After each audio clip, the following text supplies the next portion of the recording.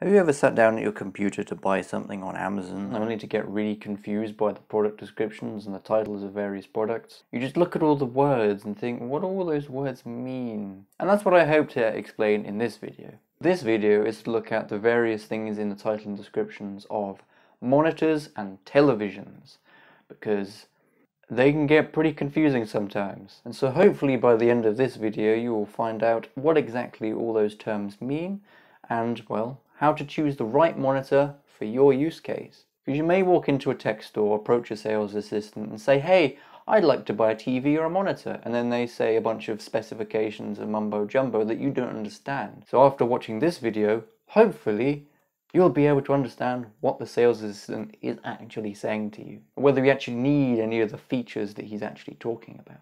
So let's get started.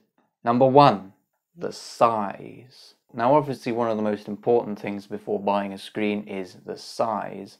You have to make sure it actually fits in the place that you want to put it. Because the last thing you want to do is buy a monitor or TV and not have it fit in the place that you want to put it in. Now monitors are measured in inches diagonally. Where is my tape measure? Here it is.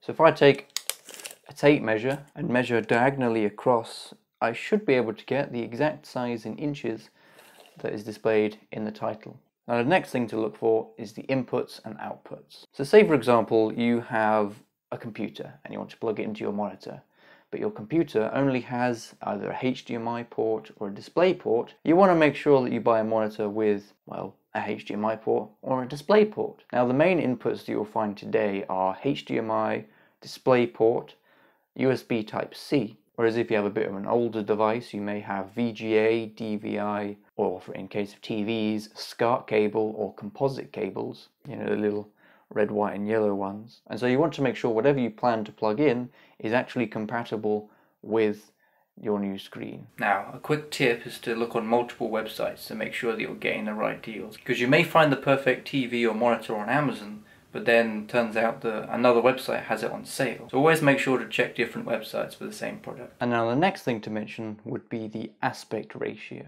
Now the aspect ratio is just the ratio between the length and the height of the monitor or TV. Now the most common aspect ratio being 16:9, which is what this YouTube video is filmed in, and is also what these two monitors behind me are. Now there are many other aspect ratios as well, such as 4:3, which is very common as well in older monitors. Now you may also see monitors advertised as ultra-wide monitors.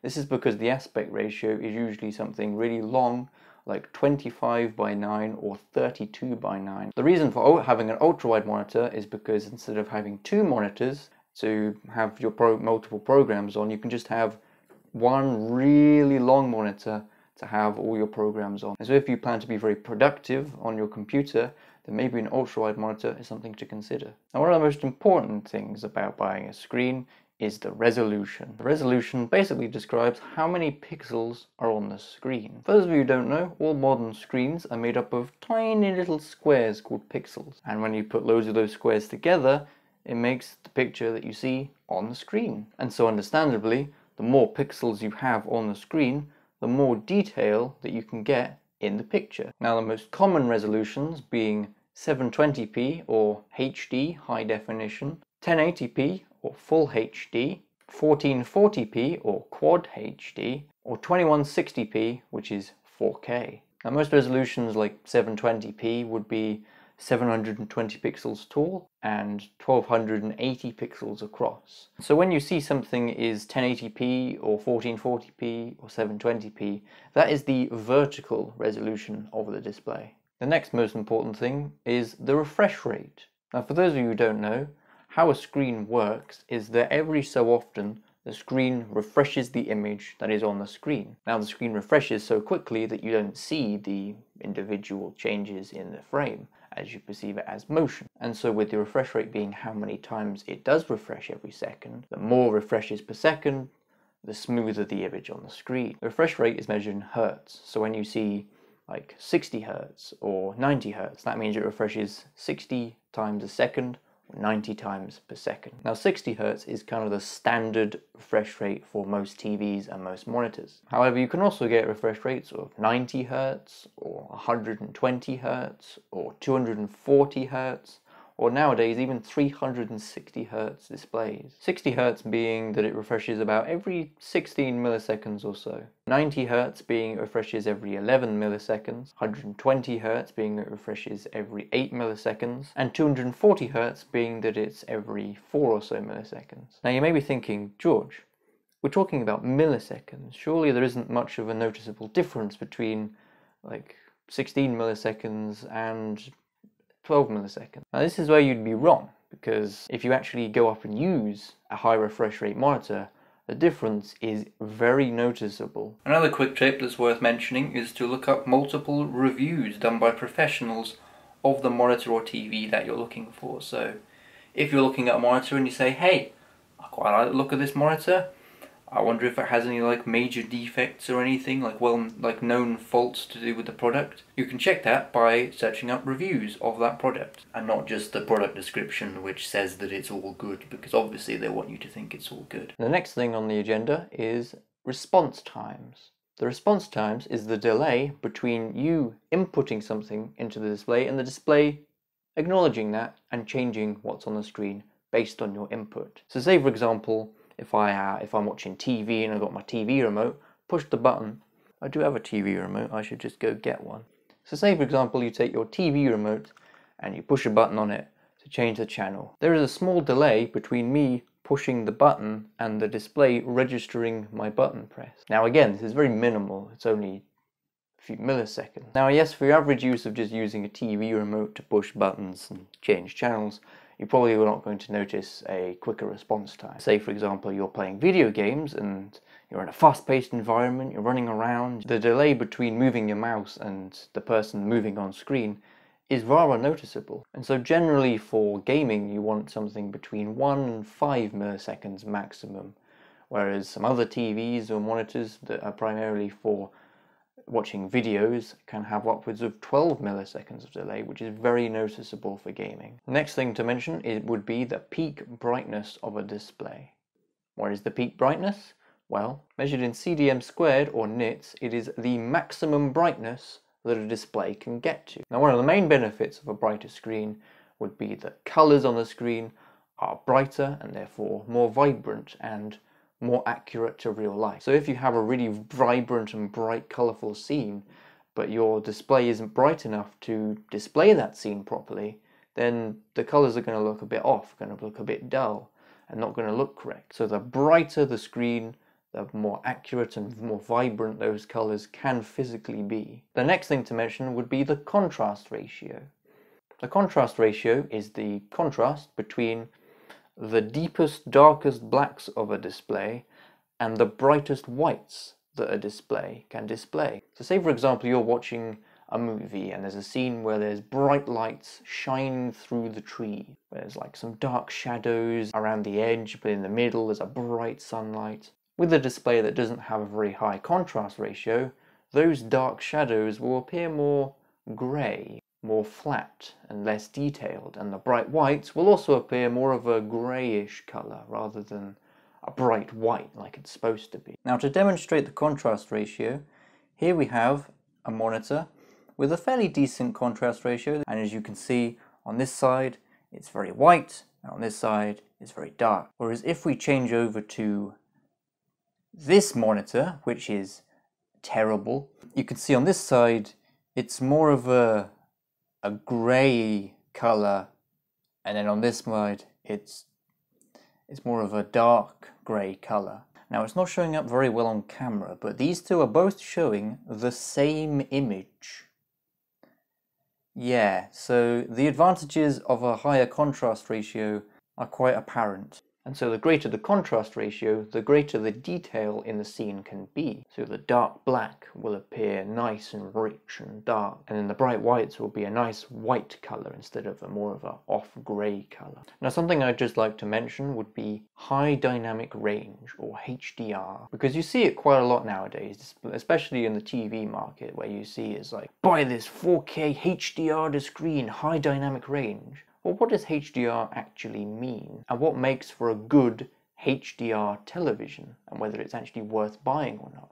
HDR is basically just a standard for having, well, high dynamic range. And to get a high dynamic range, you need a high peak brightness and a high contrast ratio. Now what you find in a lot of cheaper HDR monitors or TVs is that they say like, oh yes, we have HDR. In reality, the peak brightness is only 250 nits or 500 nits, which is not nearly enough to actually gain the benefits of a HDR input or display. So if you see a TV that says it has HDR capabilities, but the peak nit brightness is only 250 nits or 500 nits, that's not nearly enough to get the benefits of HDR, and in some cases can even look worse than a regular display. Another quick tip, if you can't find any of the information mentioned in this video on the product page of a product, then the fact is they're probably hiding that information from you. Now take for example you're on Amazon and you're looking at this monitor here. It's a Dell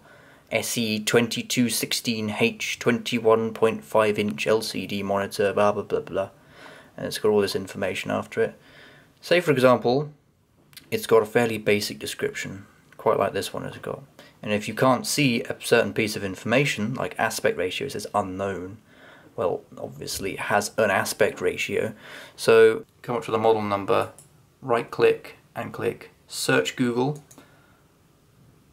It should bring up the first search result as, here we go, Dell.com.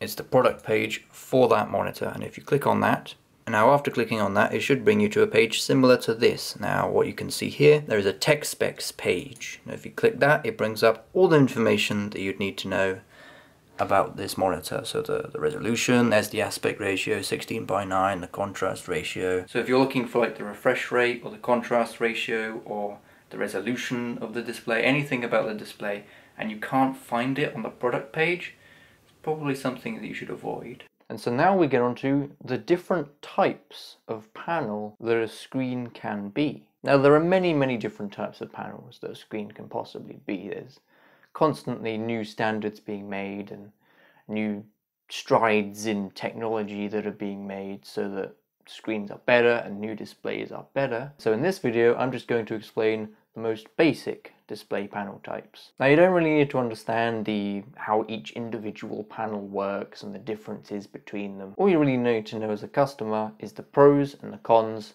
of each type of panel. And if you want to learn about the specifics and the nitty-gritty details of how each panel works, there are plenty of YouTube videos out there that will tell you exactly how they will work. Also to mention that all of the display types I'm about to say are LCD displays. So if you see something listed as an LCD, it is most likely one of these types of panels. And also when something says it's LED backlit, that also means that it's an LCD display. And so the first and the cheapest type of monitor would be a TN display, or a twisted pneumatic. The main benefits of a TN display being that it's a faster display type and they're very cheap. The response times that we mentioned earlier are usually very low on a TN display, the lowest of most monitors can get to. So if you plan on playing a lot of video games on your display and you want the fastest response times, you may want to look at a TN panel. And also, unlike the other panels that I'm going to mention, there isn't very much motion blur on the display because the screen refreshes so quickly. So again, if you're playing a video game or if you're watching a fast-paced movie,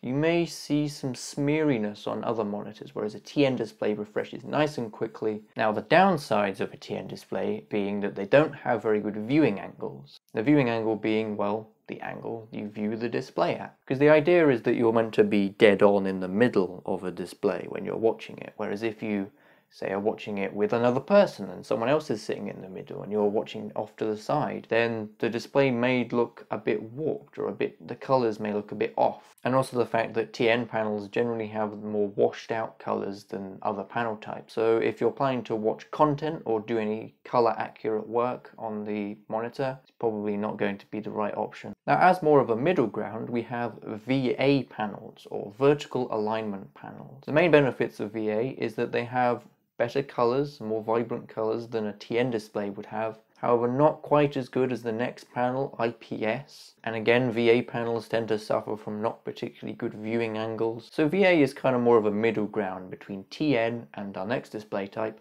IPS. Now an IPS display, or in-plane switching display, IPS have more vibrant colors and more accurate colors than a VA panel or a TN panel. They also have better viewing angles, so if you're looking at buying this for viewing content or for color accurate work like photo editing or video editing, an IPS panel is a good budget professional option. Or if you're just using it to watch Netflix, the colors will pop out a bit more. And also with the improved viewing angles of IPS displays, they're great for watching things with a group of people. Anyone can watch them from any angle they want. You also find that a lot of cheaper phones have IPS panels as well. So the benefits being better viewing angles than TN and VA, and better colors and more accurate colors than TN and VA. But the main cons being that they are slower and generally have a higher response times than a TN, so more input latency. When I'm talking about slower and faster when it comes to a display, that means how much motion blur and smeariness will be on the screen. So say for example you're in a fast-paced game and you're playing with an IPS panel, there may be more motion blur and smearing and trails behind various objects on screen that wouldn't normally be there with a TN or VA panel. So if you want the clearest image for fast-paced movement on the screen, then you'll probably want to go with a TN panel. Now the first three that we've looked at are primarily monitor and TV based, so they can be on either a monitor or a TV, whereas the next two are generally only found on TVs nowadays and are very rarely used on monitors. And that first one being QLED displays or quantum dot displays. And so the main benefits of a QLED display would be that they are more energy efficient, so less stress on your power bills. They can get brighter and more vibrant colors than previous displays mentioned like IPS or VA. Now the main downside of QLED displays would be they're a lot more expensive than IPS displays, but to the average consumer probably don't have a lot more benefits. It's mainly just personal preference whether you will actually notice the difference between the colors of an IPS display versus a QLED display. And now the last panel